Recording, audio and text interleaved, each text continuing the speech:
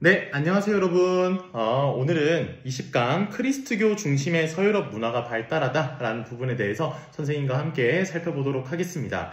우리가 지난 시간에 이 서유럽에 프랑크 왕국이 세워졌고, 그리고 그 이후에 프랑크 왕국이 어느 정도 분열되고 한 이후에 봉건사회가 만들어졌다라는 거 함께 살펴봤습니다. 근데 그 봉건사회, 그리고 이 서로마 제국이 멸망한 뒤, 프랑크 왕국이라든지 공통적으로 믿는 종교가 있었는데요. 그게 뭐냐? 바로 크리스트교였습니다. 쌤이 가르쳐 줬다시피 이 크리스트교라는 거는 단순히 어떤 종교적인 맥락에만 머물러 있었던 것이 아니라 사람들의 일상생활에도 아주 큰 영향을 주었다라는 것도 여러분들이 기억하고 있을 텐데요. 그렇다면은 사람들의 생활에 어떤 식으로 영향을 줬고, 또 그런 것들이 어떤 모습으로 사람들의 생활에서 나타났는지 선생님과 함께 살펴보도록 하겠습니다. 오늘 배움 목표입니다. 첫 번째 한번 읽어볼게요.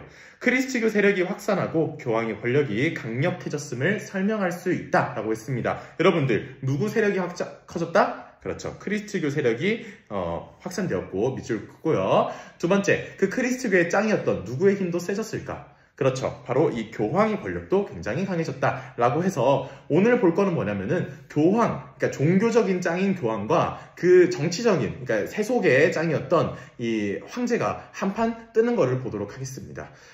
결과부터 먼저 스포하자면은 교황이 이깁니다. 같이 한번 살펴볼 거고요. 두 번째, 중세 서유럽의 문화가 크리스트교를 중심으로 형성되었음을 설명할 수 있다라고 하는데, 여러분들 뭘 중심으로 형성됐다? 크리스트교입니다. 종교를 중심으로 만들어졌어요. 그게 오늘 수업 내용에 어떤 영향이 있냐? 여러분이 오늘 선생님의 질문하는 내용 중에 대부분은 뭐가 되면 된다? 크리스트교라고 답을 하면 됩니다. 알겠죠? 그래서 여러분들 오늘 살펴보면서 서유럽의 사람들이, 당시 중세 서유럽 사람들이 크리스트교에 얼마나 진심이었는지 같이 보시면 되겠습니다. 자, 그러면 먼저 교황권의 성장 부분 선생님과 함께 같이 살펴보도록 하겠습니다.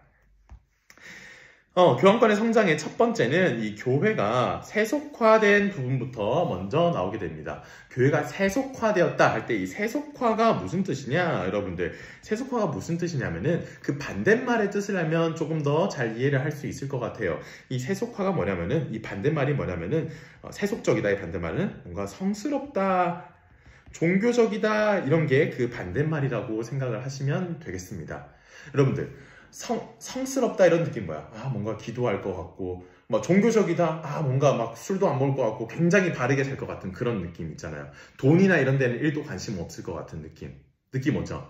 쌤이 한번 다시 비교해 줄게요. 여러분들, 교회가 있고, 교회에 가는 게 있고, 시장에 가는 게 있어. 둘 중에 어떤 게 더 세속적일까요?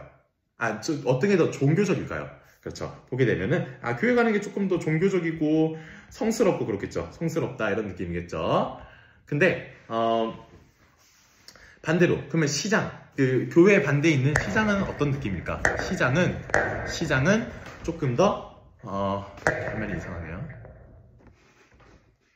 교회는 어땠을까? 그 교회는 종교적이고 뭔가 성스럽다는 느낌이었으면 시장 같은 경우에는 어떨까? 이 시장 같은 경우에는 조금 더 세속적인 공간이구나, 이렇게 이해를 하시면 되겠습니다. 그리고 이렇게 합시다. 종교가 있고 정치가 있다고 쳐요. 그러면 누가 더 뭔가 성스러워요? 그렇죠? 이렇게 약간 종교가 좀 더 성스러운 느낌이고, 정치는 어때요? 조금 더 세속적인 느낌이다, 이렇게 생각하면 됩니다. 또 하나 더 볼게요. 자, 그러면 종교의 짱인 교황이 있고 정치의 짱인 황제가 있다고 쳐요. 그러면 둘 중에 누가 더 약간 성스러운 느낌이에요?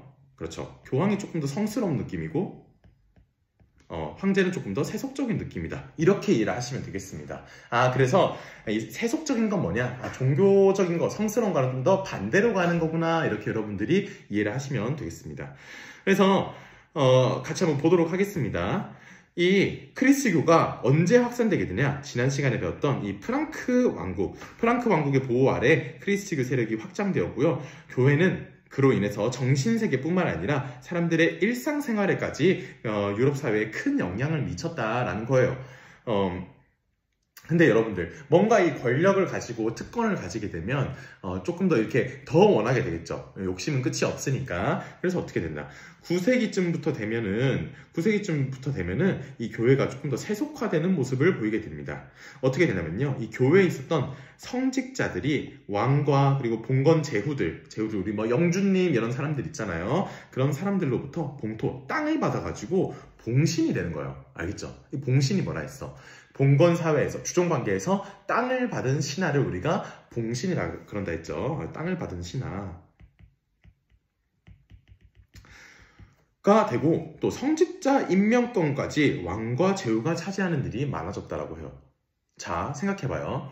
이 성직자들이 해야 될 얘들이 존재하는 이유가 뭐야? 신을 위해서 예배를 하고 신을 찬양하고 사람들한테 종교를 이제 전파하고, 이게 목적인데 신이 짱이 돼야 되는데, 어느 순간 보니까 왕과 봉건제후들이 땅을 주고 있고, 봉건제후한테 땅을 받고 있고, 또 성직자 임명권, 그러니까 뭐 신부가 되든지 주교가 되든지 이런 거 있잖아요. 이런 것도 다 누가 주는 거야? 왕과 제후가 이걸 임명을 해주는 거예요. 그러면은 점점 더 얘들이 신한테 더 신한테 더 예배를 하고 하겠어? 아니면 왕한테 가고 제후한테 가고 샤바샤바 하고 있겠어요? 후자일 가능성이 높겠죠. 조금 더 성스러운, 종교적인 게 아니라 세속적인 권력에 이 교회 성직자들이 기대게 됩니다. 그런 것들 우리가 뭐라고 하냐? 교회가 세속화되었다라고 여러분들이 이해를 하시면 되겠습니다. 그 결과 이 성직자들이 신에게 뭔가 예배하고 이런 것보다 관심 있는 게 뭐냐? 야, 나는 이제 세속적인 권력에 더 취해서 어떻게 하냐? 성직을 매매해요. 그러니까 성직, 나의 어떤 그 신부, 대주교 자리, 주교 자리, 이런 자리를 갖다 파는 거야. 다른 사람들한테 돈을 받고 파는 거예요. 성직자들이 예배를 안 하고 이거를 갖다 팔고 있어. 이거 바람직한가? 아니죠. 굉장히 세속적이죠. 또 어때? 성직자는 원래 혼인을 해서는 안 되게 돼 있었어. 왜냐면 그 혼인을 하는 순간 뭔가 좀 타락할 것 같고, 뭔가 좀 자기의 욕심을 가질 것 같고, 이래서 아예 성직자가 되면 혼인을 금지했어요. 오늘날에도 교회 성당의 신부님들 이런 분들은 결혼 못 하잖아요. 그래서 결혼을 못 했었어. 혼인을 할 수 없었었어. 근데 다 하고 있단 말이야. 즉 교회가 좀 더 성스러워졌다, 아니면 세속화되었다? 교회가 세속화되는 모습을 보였다. 그런 과정 속에서 교회를 개혁해보자 하는 움직임이 나타났어요. 그래서 10세기 초 일부 수도원이 어디냐면은 아예 세속이란 거 떨어질래 해가지고 이상한 사막이나 이제 산 속에다가 외딴 데다가 교회 같은 거 하나 만들어 놓고 거기서 기도만 하는 거예요. 그런 수도원들을 중심으로 교회를 개혁하려는 운동이 일어나 여러 지역으로 퍼져나가기도 했습니다. 그 대표적인 게 이제 클리니 수도원이라는 게 있었다라고 보시면 되겠습니다. 어쨌든 지금 상황이 어떤지 보면 여러분들 그 교회가 세력이 커지다 보니까 조금 더 세속적인 권력에 관심이 생겼고, 그렇게 된 이유 중에 하나는 뭐다? 황제나 왕이나 제후들이 성직자들을 임명할 수 있는 권한을 가지고 있었기 때문이다 라고 여러분들이 기억을 하시면 되겠습니다.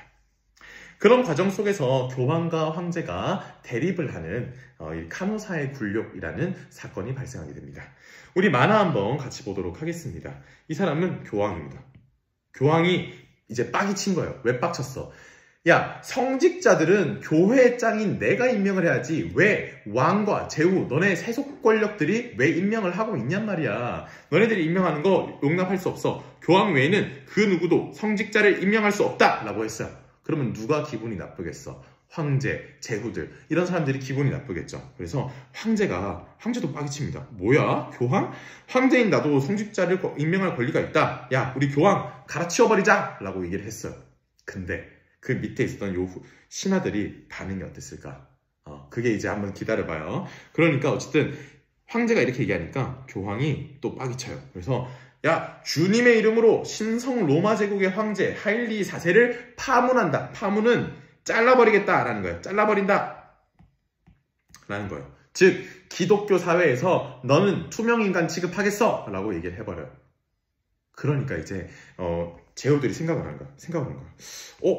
야, 제가 이제 우리 크리스트교 중심 서유럽 사회에서 나가리가 된 것 같아. 그렇다면은 우리가 쟤네한테 충성을 하면 교황한테 찍힐 수도 있겠네? 우리도 그리스도교 세계에서 나가리가 될 수도 있겠네? 천벌받는 거 아니야? 이 생각을 하는 거야. 그래서 이 제후들이 야, 파문당한 황제한테 충성할 수는 없어. 교황의 말을 따르는 게 좋겠다라고 얘기를 해요. 그러니까 이 황제가 봐봐 당원 유유 이렇게 된 거예요. 그래서 이거 파문에서 벗어나려면 교황을 만나서 용서를 비는 수밖에 없겠어 하고 진짜로 아주 초라한 행색으로 지금 맨발이죠. 실제로 맨발로 갔다 그럽니다. 맨발로 한겨울에 교황을 찾아가서 무릎 꿇고 문 밖에서 3일 동안 빕니다. 그러니까 교황이 그제서야 만나 적어가지고 오케이 야 그럼 앞으로 너 황제 내 말 들을 거지? 라고 하면서 이 대결의 승리는 바로 교황의 편으로 가게 됩니다. 즉 세속 권력과 종교 권력의 싸움에서 누가 이겼다? 종교 권력이 이겼다라고 여러분들이 이해하시면 되겠습니다. 이게 실제로 당시의 모습, 이 교황과 황제의 모습이라고 보시면 되겠습니다. 이거를 뭐라고 하냐면요. 이 황제가 싹싹 빈 장소가 바로 카노사, 이탈리아의 카노사라는 지역이었는데요. 그래서 이거를 뭐라 하냐? 카노사의 굴욕이라는 이름으로 불립니다. 카노사의 굴욕 정리하려면 뭐다? 11세기 후반 교황 그레고리우스 7세와 신성 로마 제국의 황제 하이니 4세가 성직자 임명권을 두고 대립하였는데 그때 교황은 군주가 갖고 있던 성직자 임명권을 교회가 가져야 한다고 주장하였고 황제가 이에 반발하였다. 결국 교황은 황제를 파문하였고 공경에 처한 황제는 카노사에서 교황에게 용서를 구했다. 이후에도 교황과 황제 간 몇 차례 대립이 있었지만 결과적으로 누가 임명권을 갖게 되었다? 황제가 갖게 되었다. 아니고 황제란다. 교황이 성직자 임명권을 갖게 되었다라고 여러분들이 이해를 하시면 되겠습니다. 그리고 이런 과정 끝에 교황권의 절정, 이후 13세기가 되면 교황 인노켄티우스 3세 때 교황권은 절정에 달하게 돼서 교황은 해, 황제는 달이라고 비유되기도 했다라고 여러분들이 이해하시면 되겠습니다. 즉 중세, 적어도 서유럽의 중세에서는 종교 권력으로 대표되는 교황이 있었을까? 아니면 세속 권력, 정치 권력으로 대표됐던 황제, 왕이 셌을까? 교황이 더 셌다. 종교 권력이 더 셌다. 이렇게 이해를 하시면 되겠습니다. 그만큼 서유럽은 종교 중심이었다라고 여러분들이 이해를 하시면 되겠습니다. 넘어가서 우리 그러면 문화 부분 살펴보도록 하겠습니다. 크리스트교 중심의 중세 문화 살펴봅시다. 크리스트교 중심의 중세 문화 보시게 되면은 중세 서유럽에서는 누가 유럽 사람들의 정신과 일상생활에 많은 영향을 주었다? 무엇이? 정답은 뭐다? 크리스트교입니다. 크리스트교. 알았죠? 크리스트교가 영향을 주었는데 사람들은 태어나서 죽을 때까지 삶의 주요 과정을 교회와 함께 했고 교회가 정한 달력에 맞추어 일하였다라고 합니다. 그래서 보시게 되면 애가 태어났어. 응야 하고 태어났어. 그럼 아기가 태어나면 어디가? 이게 성직자한테 갖고 세례를 받는 거예요. 사랑으로 아기를 기르십시오. 이렇게 하는 거예요. 여러분들 중에도 세례 받은 친구 있죠? 마찬가지입니다. 그리고 또 결혼도 어디서 해? 결혼도 어디서 가서 한다? 크리스트교 교회 가서 하죠. 교회 가서. 그래서 두 사람은 이제 부부가 되었습니다. 또 성직자분이 해주시고 있죠. 성경책 듣고 그런 것도 있고. 심지어 죽을 때도 어떻게 돼? 죽을 때도 이제 당신은 영원한 안식을 누릴 것입니다 하면서 기도를 해주세요. 그래서 죽음이 가까워져 오면 성직자에게 기도를 받고 교회 묘지에 붙였다. 심지어 죽어서도 그랬죠. 그리고 또 일요일에는 교회 예배에 참석하여 성직자의 설교를 들었다. 설교도 성직자의 설교를 들었다. 여러분들 중세 사람들은 정말로 뭐의 진심이었다? 서유럽의 중세 사람들은 그리스도교의 진심이었다. 여기 태어나서부터 죽을 때까지 그렇게 이해를 하시면 되겠습니다. 다음으로 우리가 살펴볼 거는 이 크리스트교, 그러니까 중세의 크리스트교 중심의 중세 문화 중에서 이 학문적인 부분에 대해서 함께 살펴볼 텐데, 하랑중학교에 이 부분에 대해서 가장 최고 전문가가 있어서 모셔왔습니다. 윤광일 선생님입니다. 와, 좋습니다. 학문에서는 이제 여기 특이한 점이라고 한다면 이때 중세 서유럽에서는 이 스콜라 철학이라는 게 발달했다라고 하는데 이게 뭐 콜라나 그런 건 아니고 스콜라 철학 과연 이게 어떤 것일까 광일쌤과 함께 알아보겠습니다. 먼저 이 스콜라 철학이 등장한 배경이 무엇이냐? 사실 이 중세 서유럽의 모든 거는 거의 다 크리스트교, 종교로 설명된다라고 여러분들이 생각하시면 될 것 같아요. 그래서 중세 서유럽의 문화는 뭘 중심으로 발달했다? 그렇죠. 크리스트교를 중심으로 발달했다라고 하는데, 선생님, 그 크리스트교, 이 종교를 연구하는, 신을 연구하는 학문을 우리가 뭐라고 할까요? 신에 대한 학문, 신학이라고 하죠. 신학. 그렇죠. 네. 바로 신학입니다. 학문의 중심이 신학이었다라고 여러분들 생각하시면 되겠습니다. 여러분들이 오늘날에 가장 뭔가 뭔가 대단하다라고 느끼는 학문이 뭘지 모르겠어요. 뭐 의학일까요? 아니면 뭐 법학일까요? 근데 이 시대에는 그런 거 뭐랄까 잽도 안 됐어요. 신이 짱입니다. 신이 짱이었다. 그렇죠. 그래서 네. 신학이 제일 중요했다라고 여러분들이 이해를 하시면 될 것 같아요. 근데 그 밑에 굉장히 어려운 내용이 있어요. 이게 이 스콜라 철학이라는 게 등장한 배경이 신에 대해서 이성적으로 해석하려는 시도가 스콜라 철학으로 발전했다라고 하는데 이게 무슨 말인지 우리 그 최고 전문가 임광현 선생님께 한번 여쭤보겠습니다. 이게 무슨 말이죠? 네, 이게 아리스토텔레스 같은 경우가 만물에 대해서 설명을 했어요. 만물이 도대체 어떻게 생겨나고 세상이 어떻게 만들어졌는지를 이렇게 아리스토텔레스가 곰곰이 고민을 하다가 우리 눈에는 보이지 않지만 어떠한 강력한 힘을 가지고 세상의 모든 것들을 만들고 창조해내는 세상을 움직이는 그런 존재가 있다라고 말을 했었는데요.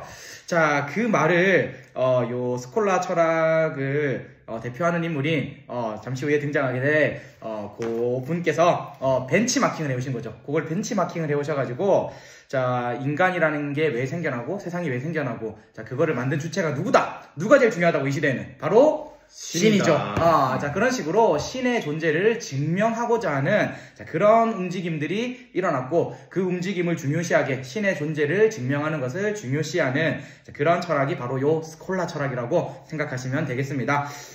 그러니까 예전 같으면 그냥 기존의 어떤 신학이라고 한다면 야, 신이 있으니까 믿어야지. 그걸 왜 증명하려고 그래? 이럴 수도 있는 건데 이 아리스토텔레스가 있는 방법을 한다면 우리가 신이 왜 등장했는지 좀 이해 좀 해보자. 증거가 뭘까? 이거를 찾아보려는 노력을 했다. 이걸 이해해보려고 했다. 머리로 이해해보겠다. 요게 바로 스콜라 철학이라고 생각을 해도 괜찮을까요? 예, 맞습니다. 정확하게 보신 거고요. 원래 기존에는 신이라는 존재가 있으니까 무조건 믿어라. 그러면 나중에 구원받을 것이다 라는 이야기들이 나왔는데요. 사람들이 이제 살다 보니까 의구심을 가지기 시작한 거죠. 신이라는 게 진짜 있는 거야? 야, 신이라는 존재가 진짜 나는 눈으로 못 봤는데 진짜 있는 거야? 그러면은 그 신을 믿으면 천국 갈 수 있는 거야? 라는 의구심이 생겼는데 자, 그런 의구심을 해결하기 위해서 신이라는 존재를 우리가 있다는 것을 한번 증명해보자. 인간이라는 존재, 만물이라는 존재, 그 태초의 모든 것들을 만들어낸 존재가 있을 것이다. 그게 바로 누구냐? 신이라는 존재가 있기 때문에 이 모든 것들이 만들어졌다. 그러니까 신은 존재한다. 그러면은 신을 이해했으니까 우리가 이제 신을 뭐 하면 되겠죠? 신을 믿어라 라고 진행이 되는 것이죠. 그게 스콜라 철학의 핵심적인 입장입니다. 즉 가슴뿐만 아니라 머리로도 신을 이해해보자 이런 거라고 볼 수 그렇죠. 있겠네요. 자, 이걸 했던 대표적인 인물, 아까 광일쌤이 얘기하려다 말았던 그 인물이 누구냐? 바로 여러분 적어봅시다. 토마스 아퀴나스입니다. 토마스 아퀴나스 맞죠? 네. 그리고 이 사람이 썼던 책이 유명한 책이 뭐냐? 바로 신학대전이죠. 신학대전이라는 책이 있습니다. 그래서 여러분들이 기억할 거는 중세 서유럽에서는 이 크리스트교 중심으로 모든 게 돌아갔다. 그래서 학문도 이 크리스트교와 관련된 스콜라 철학이 발달했고 그 대표적인 인물이 누구였다? 토마스 아퀴나스가 있었고 걔가 만든 대표적인 게 신학대전이었다라는 걸 이해를 하시면 되겠습니다. 밑에 신앙과 이성의 조화를 강조했다. 이게 뭐냐면은 신앙은 잘 모르면 적어주세요. 믿는 거예요. 믿음.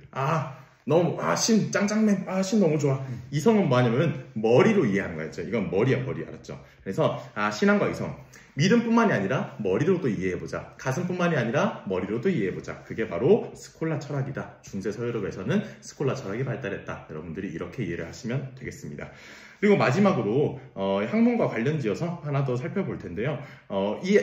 결국에 이런 신학이든 스콜라 철학이든 이건 연구를 하려면 연구를 하는 교육기관이 필요하겠죠. 그게 뭘까요? 바로 대학이죠. 그렇죠. 맞습니다. 바로 이런 맥락에서 이렇게 신에 대해서 공부해보자, 이해해보자 이런 맥락에서 대학이라는 게 만들어졌고 그러면서 12세기 이후 유럽에서는 각지의 대학이 세워졌다. 그래서 여러분들이 잘 아는 옥스퍼드라든지 이런 유명한 대학교들은 이탈리아에 있는 여러 대학교들, 볼로냐 대학 이런 여러 대학교들은 이때부터 이 옛날 옛적부터 있었고 그 역할이 뭐냐? 교회나 영주의 간섭에서 벗어나 자치적으로 운영되면서 중세 학문 발전에 기여한 것이 그 역사적인 의미라고 할 수 있겠습니다.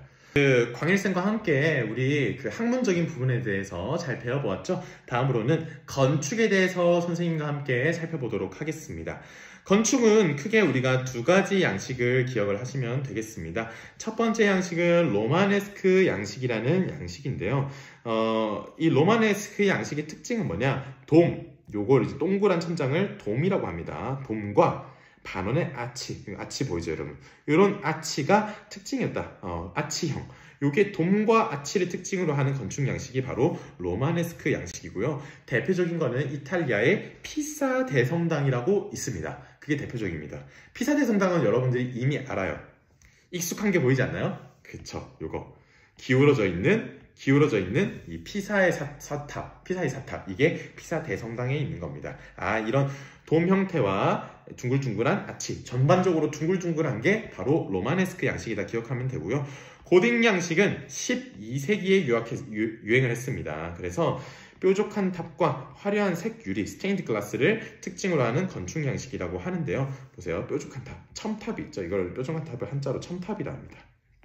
첨탑과 화려한 색유리, 여기가 유리가 생유리로 되어 있는데 쌤이 자료화면 보여줄게요. 특징으로 하는 건축 양식이고요. 그리고 또 이거는 대표적인 거는 프랑스 샤르트르 대성당과 독일 쾰른 대성당이라고 있었다라고 보시면 되겠습니다. 그리고 마지막으로 우리 문학 작품을 보시게 되면요. 기사들의 영웅담이나 사랑을 소재로 한 기사도 문학이 유행했다라고 합니다. 그래서 여러분들 막 그런 스토리 있잖아요. 막 그 위기에 빠진 공주님을 기사가 나타나서 막 구하러 오고 공주님 제가 가겠습니다 하는 거, 그런 스토리들이 많이 만들어졌던 게 바로 이 중세시대였다라고 보시면 되겠고, 아서왕 이야기, 롤랑의 노래, 그리고 니벨룽겐 노래, 이런 것들이 대표적인 거라고 할 수 있겠습니다. 오늘 수업 내용은 여기까지고요. 여러분들이 기억할 거는 결국에 이 중세에서는 크리스트교, 이게 힘이 짱 셌고 문화적으로 영향력도 굉장히 컸다라고 여러분들이 이해하시면 되겠습니다. 오늘 수업 여기까지 하겠습니다. 안녕.